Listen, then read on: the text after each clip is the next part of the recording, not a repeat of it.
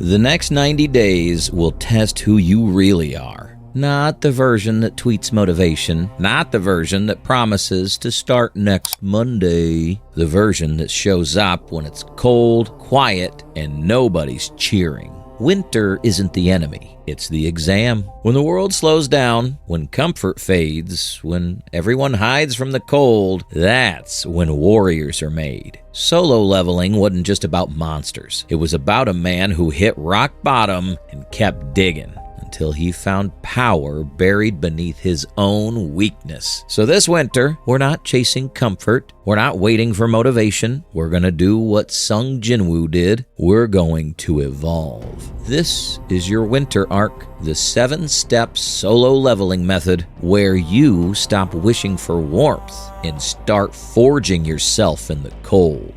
Before every rise, there's a fall. And sometimes it's not graceful. It's face first into failure. Pride shattered, dreams cracked in half. We all know that moment when life humbles you so hard your brain buffers. You thought you had momentum. Then one bad week and suddenly you're questioning if you ever had potential at all. Psychologists call this the collapse of the ideal self. The moment the version of you you've been performing finally collapses under truth. But collapse isn't death, it's revelation. Carl Jung said, "The fool is the precursor to the savior." You can't rebuild until you've been stripped of illusion. That's why every story, from ancient myths to solo leveling, begins with humiliation. Jinwoo's fall was legendary, an E-rank hunter, scraping through raids just to survive until the double dungeons swallowed him whole. Those statues weren't just monsters, they were mirrors. When everyone else ran, Jinwoo stayed, not because he was brave, but because there was nowhere else to go. That's when the transformation starts, not in triumph, but in surrender. And maybe that's where you are now, not winning, not progressing, just standing in the ruins of your own hype, realizing you've been lying to yourself for far too long. Winter's first lesson: you can't rebuild if you won't admit you're broken. The cold doesn't lie, and neither should you. Step 1, self-awareness. Stop pretending. Write down exactly where you are. No fillers, no flexing. Track your reality. Because every hero starts the same way, staring at their stats and realizing they got work to do. The loudest battles don't happen in war zones. They happen in silence, when it's just you, your thoughts, and the echo of everything you didn't do. After the fall, the world moves on. The crowd's gone. The friends are busy. The phone's quiet. It's just you, sitting in that strange space between exhaustion and self-doubt.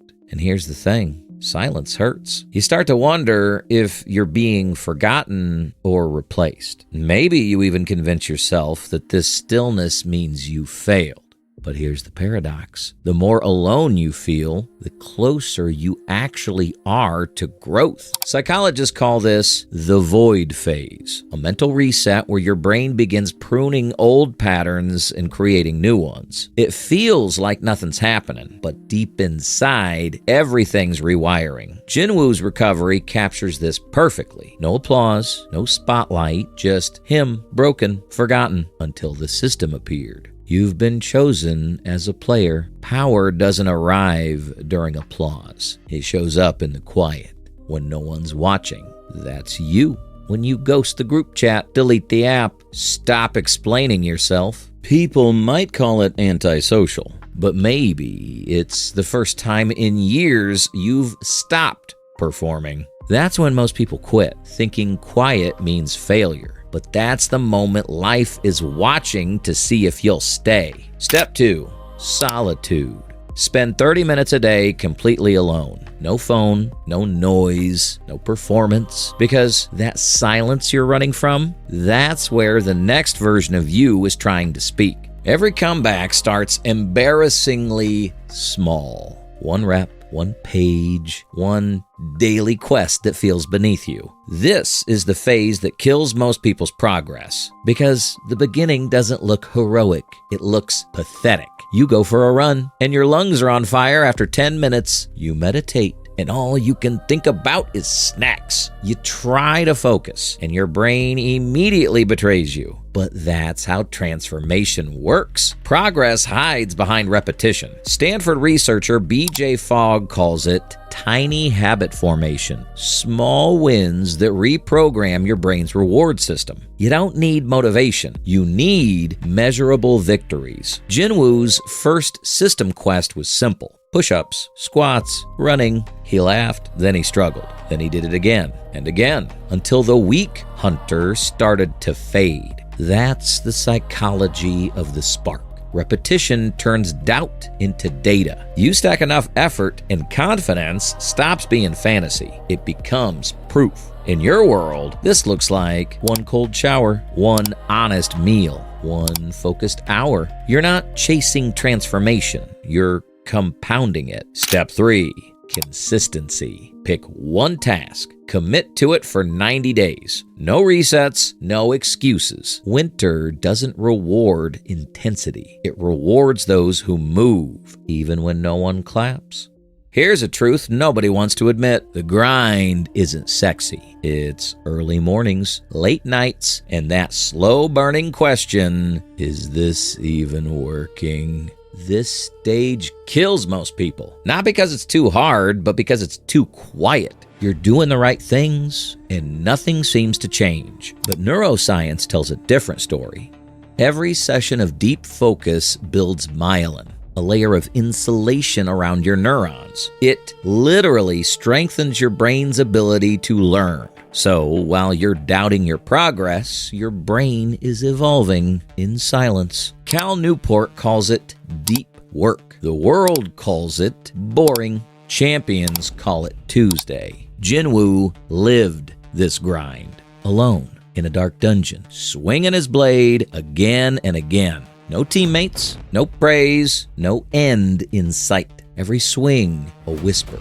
Keep going. That's what your grind looks like. No audience, no applause, just repetition until the noise in your head finally quiets down and only discipline remains. Step 4, focus. Create your dark hour. One sacred, undistracted hour every single day. No multitasking, no noise, just you and the thing that matters most. Winter doesn't reward performance. It rewards endurance. There's a moment when the grind stops feeling like punishment and starts feeling like identity. You've been showing up for weeks. Results are small. Progress invisible. But something shifts. You wake up earlier. Without trying, you start craving the work that used to scare you. Psychologists call it the crossover point, the moment repetition rewires your self-concept. You're not pretending to be disciplined anymore. You are disciplined. Jinwoo reached this moment in the demon's castle, surrounded by flames, exhaustion, and hunger, but steady. Every swing, every breath was calculated. Pain stopped being punishment. It became precision. That's what mastery feels like. When your habits start moving without you. When effort becomes instinct. The world still looks the same, but you've changed. The distractions that used to tempt you, they feel childish now. Step 5, identity shift. Keep going until effort feels natural. Because confidence isn't a belief, it's evidence. Winter's 5th lesson, you're not becoming disciplined. You already are. Every rebirth begins with a funeral. The only question is, are you willing to bury who you used to be? This stage hurts more than the fall ever did, because now the thing holding you back is you. You're killing the habits that once kept you safe. The old stories, the soft excuses, the comfort that slowly poisoned you. Neuroscientists call it neural pruning. Your brain deleting old patterns to make space for new ones. That's why change burns. You're not just improving behavior. You're melting identity. Jinwoo's ascension captured it perfectly. He didn't roar. He didn't celebrate. He stood in silence while the shadows bowed to him. He wasn't feeling power. He was feeling detachment. That's where real strength is. Mastery without emotion. That's you when validation no longer drives you. When you stop begging to be liked and start respecting yourself. Step 6, elimination. Pick one weakness and destroy it. Don't improve it, remove it. Winter doesn't reward mercy. It rewards mastery.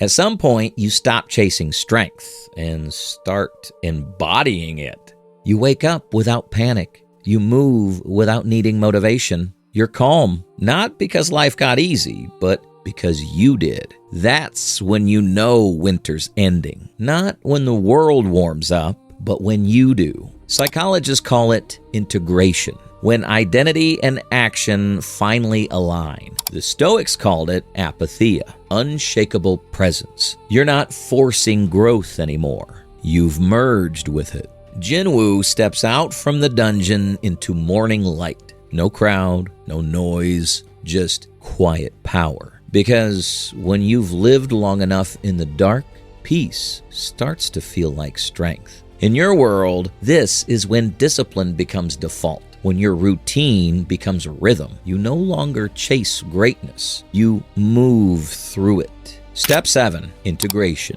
Protect your peace. Guard your silence. You don't conquer the cold. You adapt to it. That's what makes you unstoppable. The next 90 days will test who you really are. Not in theory, not on paper, but in the dark. When it's cold, quiet, and you have every reason to stop. You've fallen, broken, rebuilt, and somewhere in that silence, you stopped pretending. You're not waiting for motivation. You're not waiting to be noticed. You've become the kind of person who moves anyway. That's what the cold was for, to strip away everything weak, everything loud, everything temporary, until only one thing remained: discipline. You don't chase strength now. You are strength. When everyone slows down, you accelerate. When everyone hides from the cold, you move through it. And when spring comes, you won't celebrate that it's over. You'll be grateful it existed. Because that's where warriors are made. That's where legends are born. And that's where the old you finally dies. This is your winter arc. Step into the cold and forge yourself.